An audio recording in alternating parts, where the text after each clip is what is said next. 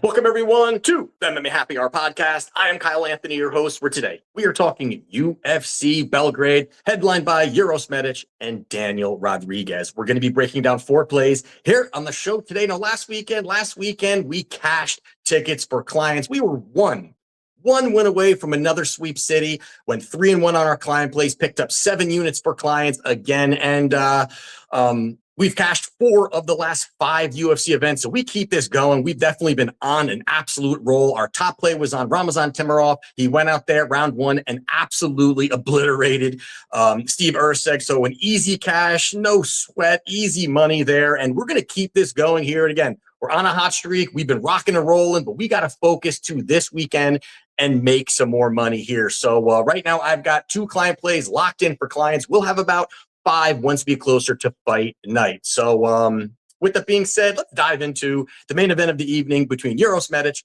and Daniel Rodriguez. Now, you got Uros sitting at minus 410 on the comeback here. We've got Daniel Rodriguez. He is plus 290. Now, you've got Medić here, who is a high-level kickboxer with big-time power. This guy has a 100% finish rate, 13 victories, 11 by knockout, 2 by submission. He's a guy that's going to come out guns blazing. You know, he definitely is a kill or be killed kind of fighter where he's going to move forward. He's going to look to throw big time combinations, explosive, fast hands, and he's definitely got precise counters. He's a guy that has that good timing, can really wait for the counters to come and then be able to land those big shots. Now, you've got Rodriguez on the other side here who has been in a Mexican prison. Now, for those you didn't know, I'm sure most of you do know that he had spent 8 months in a Mexican prison for trafficking weed across state lines and I guess into Mexico.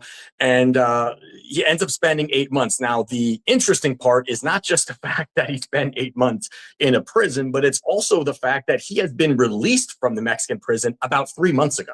So this is pretty insane for a guy that has been locked up and now he's coming out and they're shipping him to Serbia to fight a hometown guy. I think that's a lot to really overcome for him. There is footage of Rodriguez, you know, kind of working out in his cell, you know, hitting a heavy bag, you know, lifting gallons of water to kind of, you know, for his legs and muscles and weightlifting and those kinds of things. And it's just a bad look overall. But when you're looking at Rodriguez normally, you know, when he's not in prison, you know, he definitely is a guy that has got good boxing. You know, he's got some pretty good footwork and he pushes out a decent volume. Now, prison time is already a absolute red flag. That's like, regardless of what happens, it's a red flag. But there also is multiple red flags on his side on top of that. And the other one being the fact he's now 39 years old, and we are clearly seeing a decline in D-Rod's skill set. Without a doubt, I think his hand speed is starting to decline and his technical skills are starting to decline. I think even in wins, we've seen him where he's slowing down. His cardio hasn't looked that good. You know, he can get very wild, very reckless as the fight progresses, or even when he's getting hit, he can get very sloppy, and that allows his opponents to really land big shots. We've seen him not absorb punches very well, where he's been rocked and wobbled in wins. You know, he's there to be hit, and that is a tough sign when you're about to go up against such a hard hitter in Uroš Medić. And D-Rod, I think the biggest problem for him is going to be the hand speed of Medić. I think Medic's hand speed is really, really off the charts here. I think at this point, you know, he's going to have the far better technical striking, faster developing combinations compared to D-Rod, you know, mixing in maybe that iffy chin that we have seen of D-Rod, especially now at this point in his career. It's not going to get better.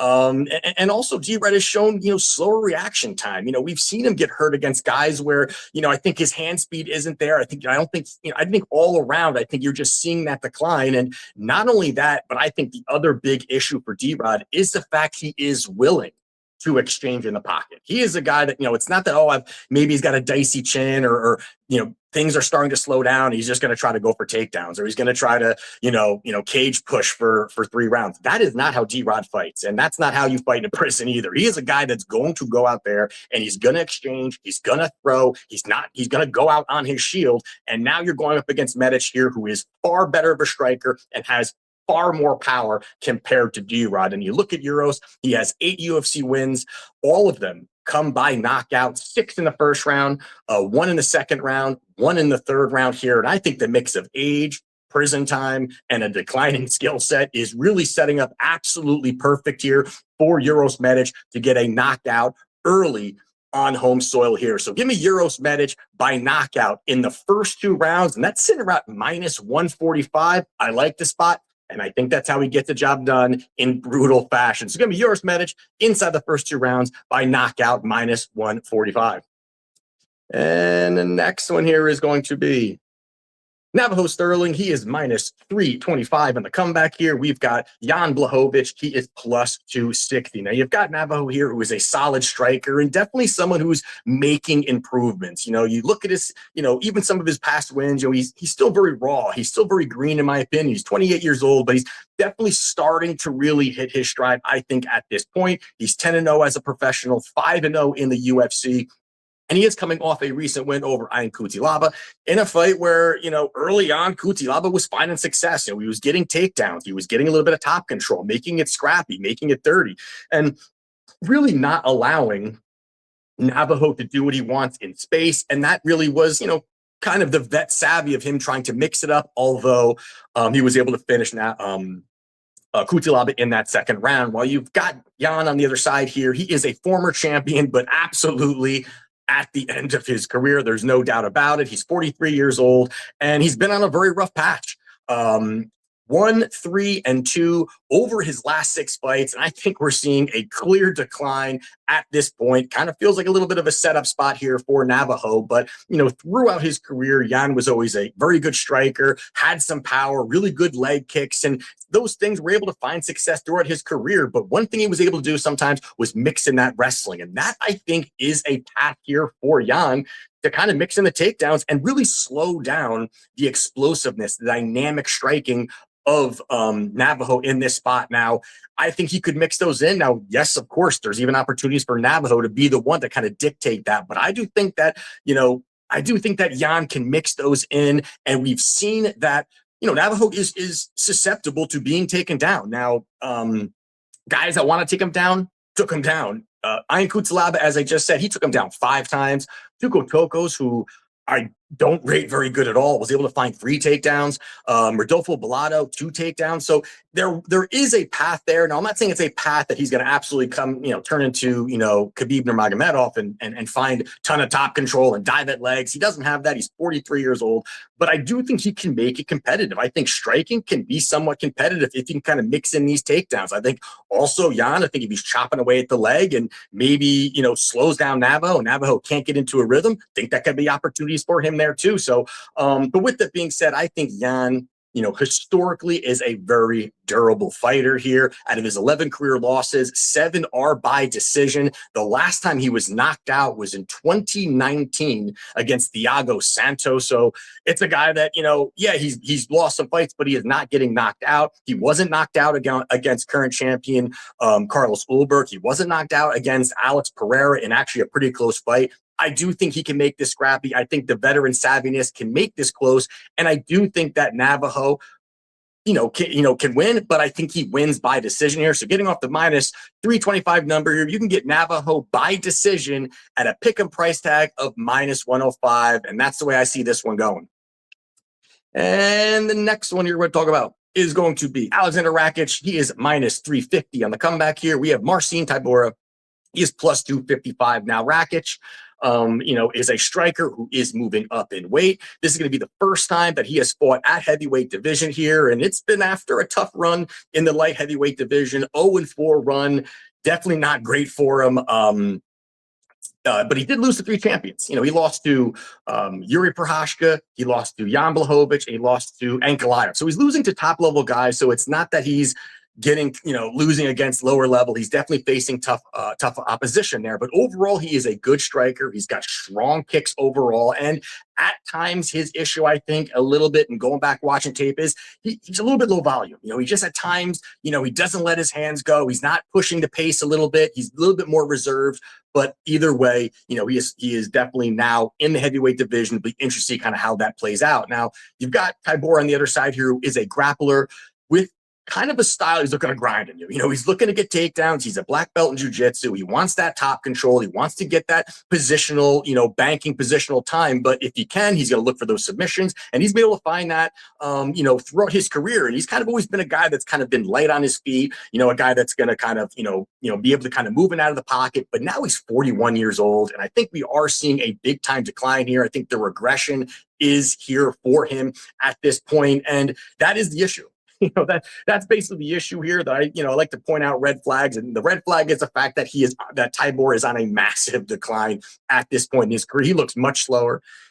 Looks like he has really no athleticism at this point. I think motivation, doesn't appear to be there. I think his footwork is not that great. He's very hittable in the pocket, doesn't really have striking, pretty much uses the striking just to cut distance, just to throw straight shots, crash the pocket, and then push up against the cage and look for takedowns. And that's really what he brings at this point.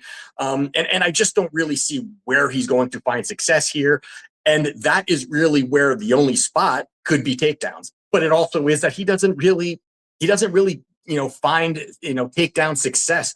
The last time he had over one takedown in a fight was 14 fights ago, back in 2020 against Marcin Grishin. So I don't think he's going to be able to find much success. I think a couple leg kicks, some big time shots. I think Rakic he has really filled out very, very well in this division here. He looks big. He looks strong. I think the power will be there. So give me Aleksander Rakic, and getting off the minus 350 number here, you can get Rakic by knockout plus 135. I do not see this going the distance here. I think Rakic is going to hurt him early. He's going to step on the gas and be a nice addition, I think, to the heavyweight division. So give me Aleksander Rakic by knockout plus 135. And the last one here we're going to talk about is going to be Ludovit Klein. He is minus 235 in the comeback here. We've got Tofiq Musayev. He is plus 180. Now, you've got Klein here, who is a solid kickboxer, very good at range. He's a guy that definitely is very nice technically, has nice counters, good footwork, and he's a guy that has powerful, powerful kicks, great powerful body kicks. If he can mix those in very well, he's going to cause a lot of damage. This is another guy that can be low volume here, and that can be a concern, especially at this price tag. Now, you've got Tofiq on their side, who is a striker, who is very aggressive. He's someone who's going to push forward, push the pace, get into your face, and really just look to brawl, look to cause chaos. And that's where he does find success, because you've got Ludovit, who is more of a clean kickboxer. He wants to stay at range. He wants a little bit low paced. He wants to be able to utilize his kicking arsenal from space. And that's not really how Tofiq fights. Tofiq is going to move forward. He's going to get in your face, and he's not going to allow that kind of space. And that's going to be interesting, because he's going to be able to, maybe keep Ludovit on that back foot. And that's where I think he can look to mix in takedowns. I think Tofiq can find success there. Now, yes, Ludovit is a guy that also does have takedown ability, does have some wrestling. He's a strong guy. But I do think that Tofiq is the guy that's going to time takedowns behind combinations, look to get this fight to the ground. Even if he doesn't keep him there, I think he's just looking to mix it in, really put the pressure on him. And people that are looking to get, Ludovit down have found success. And even throughout his career, you look at Klein, 8-4 in the UFC. 3 of his 4 losses, he let up 1 or more takedowns. And that could be because he's hesitant. And most of his wins, like 95% of his wins, he hasn't let up any takedowns. So the fact that if you can get a takedown on him, your probability goes very up if you're able to get that first takedown and then look to find that success early.